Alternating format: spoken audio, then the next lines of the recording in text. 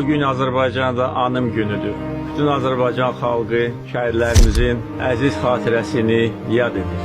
Bu günə görə biz onlara borçluyuz. Bu həqiqətdir.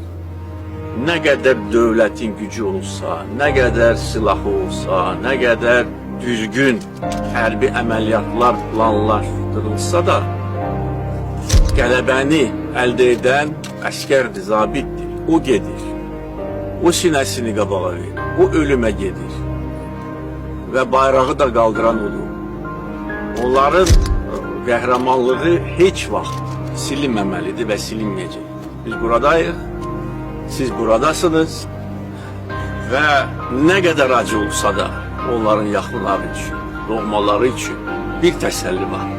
O da odur ki, onlar canlarını fəda edərək tarixi zəfər çalır.